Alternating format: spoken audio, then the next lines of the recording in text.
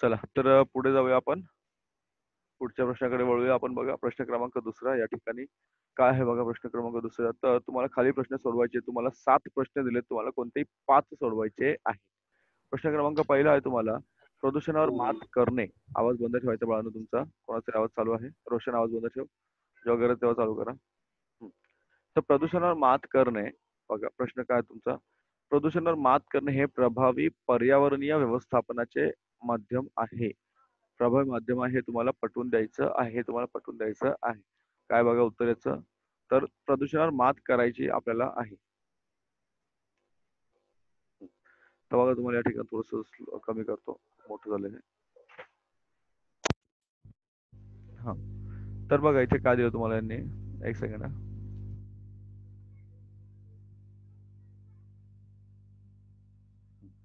बघा त्यांनी काय म्हटलेलं आहे या ठिकाणी, की आपल्या सभोवती असणाऱ्या जैविक आणि अजैविक, आपल्या सभोवती असणाऱ्या जैविक आणि अजैविक घटकांनी मिळून काय तयार होते? पर्यावरण तयार होते. म्हणजे आपण पर्यावरणाची थोडक्यात व्याख्या सुरुवातीला दिलेली आहे, की पर्यावरण कसं तयार होतं? आपल्या सभोवती जे काही जैविक आणि अजैविक घटक आहेत त्यांना मिळून पर्यावरण तयार होते. त्यानंतर या सर्व घटकांचा योग्य पद्धतीने वापर करण्याबरोबरच त्यांचे संवर्धन करणे सुद्धा गरजेचं असतं. म्हणजे त्याला आपण काय म्हणतो? पर्यावरणीय व्यवस्थापन म्हणतो. नैसर्गिक किंवा मानवी हस्तक्षेपामुळे या घटकांची काय होते? गुणवत्ता किंवा दर्जा काय होतो? खालावतो. म्हणजे काय होतं? प्रदूषण होत असतं. म्हणजे काय होत असतं? प्रदूषण होत असतं. तर प्रदूषणावर जर आपण मात केली तर आपोआपच, बघा प्रदूषणावर जर मात केली आपण, प्रदूषणावर मात जर केली तर आपोआपच काय होतंय? प्रदूषणावर मात केली तर आपोआपच पर्यावरणाचे व्यवस्थापन होऊ शकेल. तर एवढं लिहिण्यावर तुम्हाला किती मार्क्स मिळतात या ठिकाणी? तुम्हाला 2 मार्क्स या ठिकाणी मिळत आहेत. समजलं? त्या ठिकाणी तुम्हाला किती मार्क्स मिळत आहेत? तर 2 मार्क या ठिकाणी तुम्हाला मिळत आहेत. परत सांगतो बघा, रिपीट करतो. व्हॉट इज द क्वेश्चन गाईस? हां, बघा. So question number 2, attempt the following any 5 solve करायचे तुम्हाला, 2 marks each, and you have the 7 questions. 7 questions are you have to solve only 5 of them. So solving the problem of pollution is an effective way of environmental management. Justify the statement. So how are you going to justify? बघा इथे उत्तर दिलं म्हणजे तेच उत्तर पाहिजे आहे असं काही नाही. You can write your own answer also. You can write your own answer also. So what is the answer guys? काय आन्सर बघा इथे. फर्स्ट, हा, first is what? All biotic and abiotic, sorry, huh. All biotic and abiotic factors around us constitute the environment. This is the definition of the environment. Constitute आणि biotic आणि abiotic दोन्ही त्याच्यामध्ये काय असतात? Factors. Then पुढे काय बघा? Proper use and conservation of all those factors is nothing but the environmental management. त्याला म्हणतो environmental management. Getting guys? Harmful changes in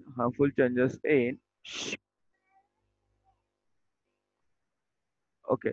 So harmful changes, बघा what is given to you here? Sorry. हा. Harmful changes in quality of those factors due to natural or human activities. इथे human नाही दिलं, human दिलं, लक्षात घ्या. मानवी activity is called pollution.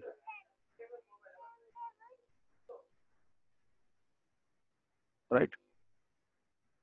Huh. Hence, if we overcome the pollution, it is ultimately effective way of environmental management. हे चारच मोदे लिहायचे. You are getting 2 marks guys. किती मार्क्स मिळाले तुम्हाला या ठिकाणी? 2 मार्क या ठिकाणी मिळालेले आहेत. पुढे बघा काय दिले तुम्हाला प्रश्न या ठिकाणी. आन्सर प्रश्न आहे तुम्हाला. तुम्हाला अभ्यासायचं आहे कोण? प्राणी संघातील तुम्हाला कोणत्या प्राण्यांचा अभ्यास हे तुम्हाला मी शिकवलेला आहे बघा. तर प्राणी संघातील प्राण्यांचे गुणधर्म तुम्हाला दिलेले आहेत, ते तुम्हाला अभ्यासायचे आहेत आणि त्याचे प्रश्नोत्तर तुम्हाला लिहायचे आहेत. प्रश्नांची उत्तर लिहायची आहेत. पहिलं, या प्राण्यांच्या त्वचेवर कॅल्शियम कार्बोनेटचे काटे असतात.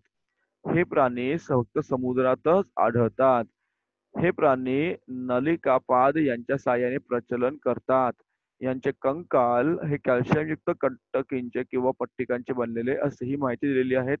काय प्रश्न बघा? प्रश्न इथे प्रश्न लक्षात घ्या. इथे प्रश्न आहेत. प्रश्न आहे की तुम्हाला वरील गुणधर्म हे कोणत्या प्राणी संघातील प्राण्यांमध्ये आढळून येते? दुसरं, या प्राणी संघातील प्राण्यांचे एक उदाहरण तुम्हाला विचारलेलं आहे. त्यानंतर तिसरा प्रश्न आहे की प्राणी वर्गीकरणाच्या नवीन पद्धतीतील कोणत्या आधारभूत मुद्द्याच्या आधारे या प्राण्यांचे वर्गीकरण तुम्हाला करता येईल. हे आपण शिकलेलो आहोत. लक्ष द्या बघा. तर याचं उत्तर कशा पद्धतीने लिहिलं तुम्ही इकडे बघा. हम्म. तर बघा काय दिलं त्यांनी. या प्राण्यांच्या त्वचेवर कॅल्शियम कार्बनचे काटे असतात. हे प्राणी फक्त समुद्रात आढळतात. हे प्राणी नलिका पादाच्या सहाय्याने प्रजनन करतात आणि यांचे कंकाल हे कॅल्शियम कंटकीचे असते. तर उत्तर काय बघा या ठिकाणी इथे. हा बघ. चला तर पहिला प्रश्न असा आहे तुमचा की कोणत्या प्राणी संघातील प्राण्यांमध्ये वैशिष्ट्ये आढळून येतात. तर कोणतं उदाहरण आहे तुम्हाला. कंटकचर्मी. कोणते प्राणी येतात. कंटकचर्मी प्राणी संघामध्ये ही सर्व वैशिष्ट्ये आढळून येतात. जसं तुम्हाला विचारलं त्याचं उदाहरण तुम्हाला विचारलं. उदाहरण आहे तारा मासा. ओके. तारा मासा उदाहरण आहे स्टारफिश. तिसरं वर्गीकरणाची पद्धत तर शरीर संघटन, शरीर सममिती, देहगुहा यांसारख्या आधारभूत मुद्द्यांच्या आधारे तुम्हाला याचं वर्गीकरण करता येईल. हे सर्व जे टर्म्स आहेत या सर्व गोष्टींची तुम्हाला मी माहिती त्या ठिकाणी त्यावेळेस शिकवताना दिलेली होती. इत्थंभूत माहिती तुम्हाला दिलेली होती. एव्हरीथिंग. ठीक आहे. चलो. So there are some characteristics of phylum given to you, right? Read the carefully. काय question says spines of calcium carbonate are present on the body. These animals are exclusively marine. फक्त समुद्रामध्येच मिळतात तुम्हाला ते. समुद्रात मासे मिळतात. They perform the locomotion with the help of tube feet, and the skeleton is made up of calcareous plateau or plates or spicules. So here are some questions. काय questions बघा. So animals of which phylum show the above characters? Give the example of that phylum, and these animals can be classified with the help of criteria of new system of classification, right? So answer बघूया directly आपण. Yes. So let's see the answer, guys. So answers are what? These are the characteristics of phylum Echinodermata. कोणतं phylum होतं? Echinodermata. Echinodermata is the phylum name of the phylum. Example आहे sea star. Example काय तुमचं sea star. कसलं?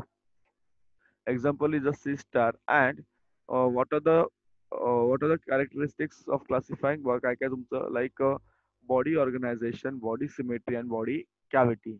Okay, these are the things which you are used to classify these organisms.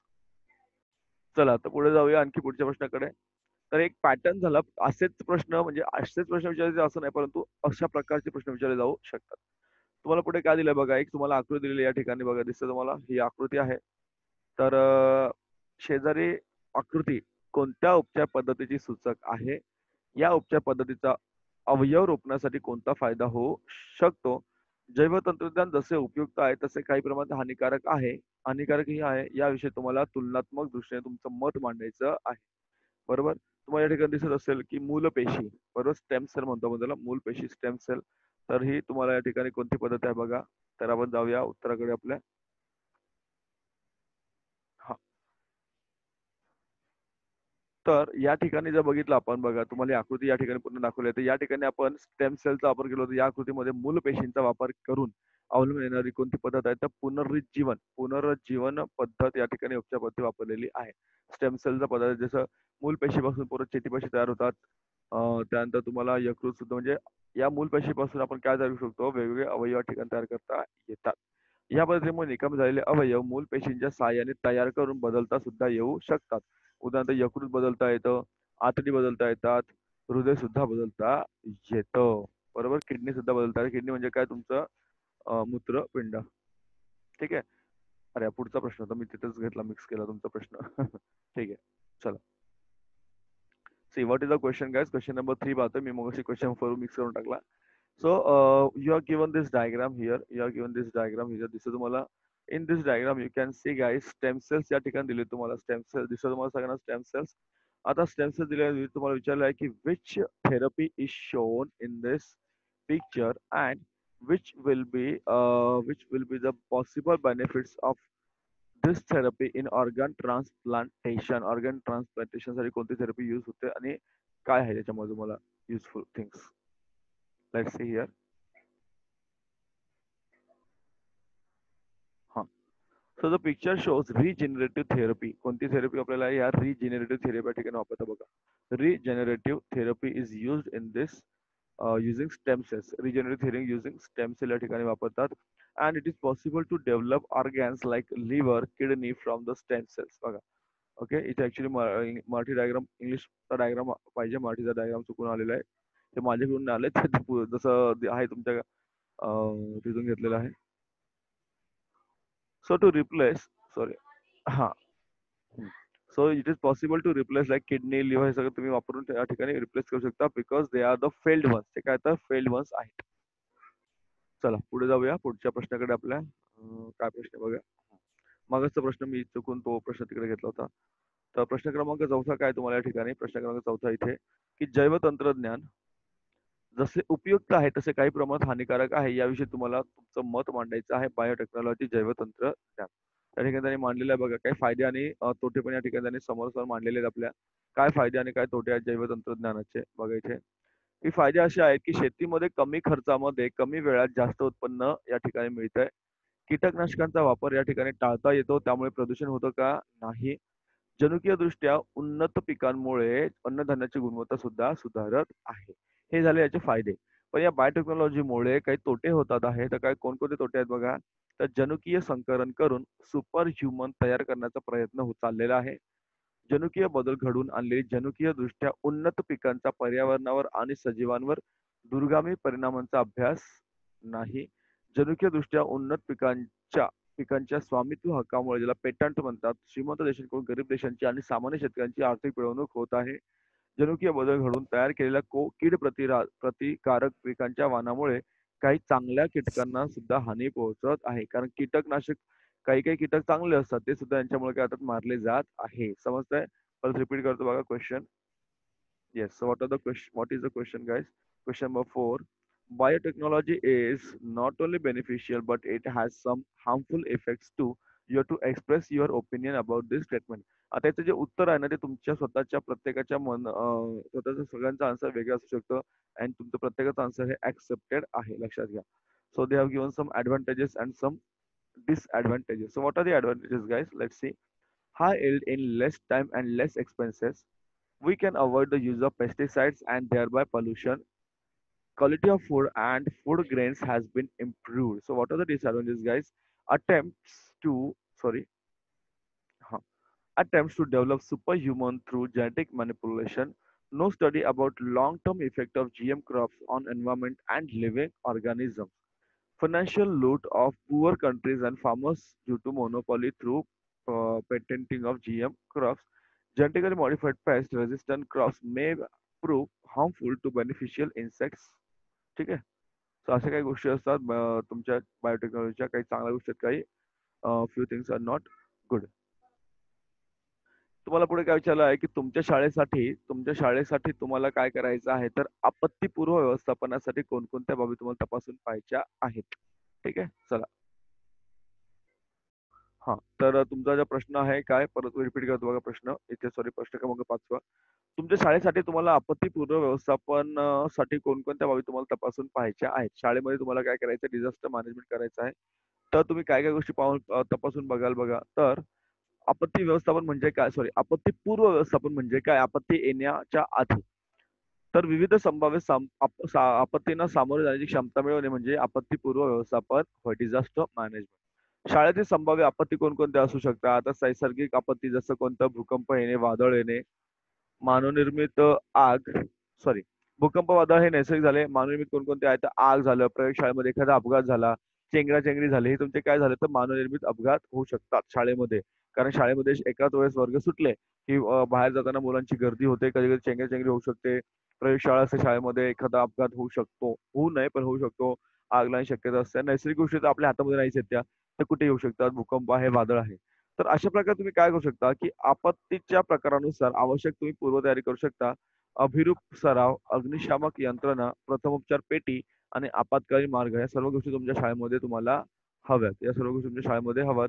तर तुम्हाला काय होईल, तर आपत्तीचं तुम्हाला चांगली पूर्वतयारी या ठिकाणी करता येईल. बरोबर. परत रिपीट करूया क्वेश्चन, गाईस. चला. सो क्वेश्चन नंबर 5 बघा. Which aspects will you check for pre-disaster management in your school? Pre-disaster management. So disaster can happen anywhere at any time, guys. So we should be prepared for this now. So what is disaster? Pre-disaster management is what, guys? Definition is given to you. Acquiring the ability or being prepared to face various disaster is pre-disaster management. Types of possible disasters in the school. What are the types of possible disasters in the school? Natural disasters can be earthquake or storm. Man-made could be fire, accidents in laboratories, stampede. Stampede म्हणजे काय? चेंगराचेंगरी. Stampede म्हणजे काय? चेंगराचेंगरी. तर तुम्हाला काय केलं पाहिजे? What are the essential planning essential planning according ACC म्हणजे according to type of disaster. You should have mock drill, firefighting, implements, emergency exit, first aid box, etc. First aid box, etc. पुढचा प्रश्न बघा काय आहे. प्रश्न क्रमांक 6. तुम्हाला खाली घटनांची जोडणी दिलेली आहे. तुम्हाला काय करायचं आहे घटना जोडणी अभ्यासायची आहे आणि तुम्हाला प्रश्न काय विचारलेले आहेत. तर पहिली जोडणी आहे तुम्हाला एकसर जोडणी, दुसरी जोडणी आहे तुम्हाला समांतर जोडणी. तर प्रश्न तुम्हाला काय आहे तर वरीलपैकी कोणत्या जोडणीतून सर्वात जास्त विभवांतर मिळेल? या ऊर्जेचा एक फायदा एक तोटा काय? या ऊर्जेचा एक फायदा आणि एक तोटा काय हे तुम्हाला विचारलेलं आहे. ठीक आहे, चला जाऊया आपल्या उत्तराकडे.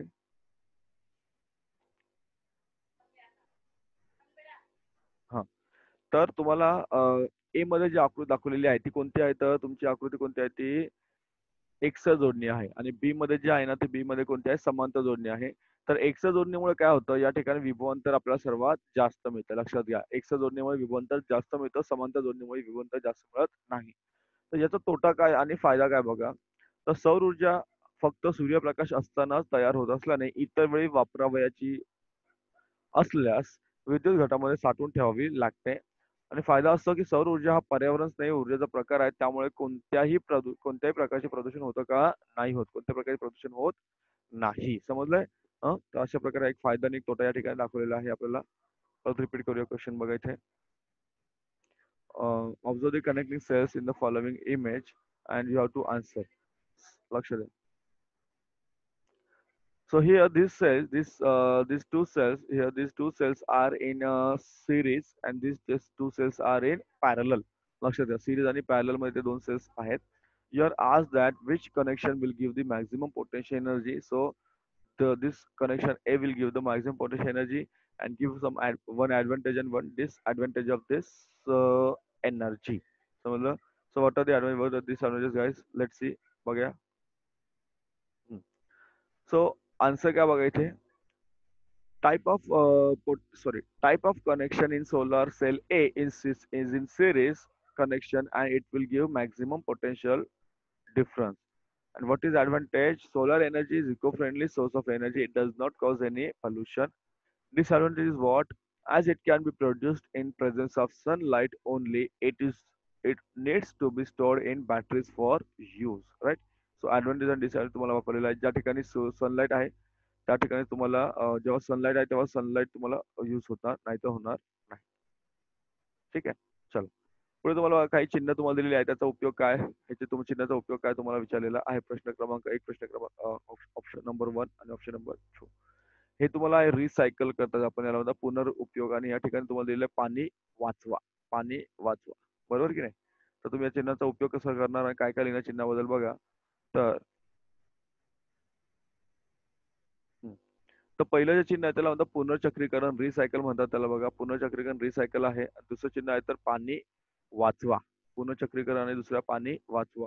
तुमची भूमिका काय या तुमची भूमिका काय. पहिलं की प्लास्टिक सारख्या पदार्थांचे पुनर्चक्रीकरण करण्यासाठी मी जनजागृती करण. कारण प्लास्टिक हा जो प्रकार आहे प्लास्टिकचा हा प्रकार असा आहे की प्लास्टिकचं विघटन होत नाही. वर्षानुवर्षे विघटन होत नाही. त्यामुळे त्याचं आपण पुनर्चक्रीकरण करू शकतो.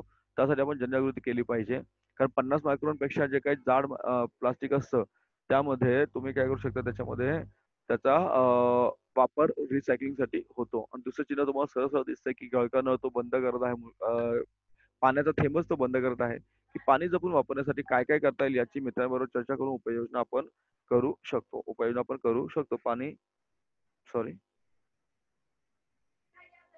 एक सेकंड. हा, ठीक आहे, चला.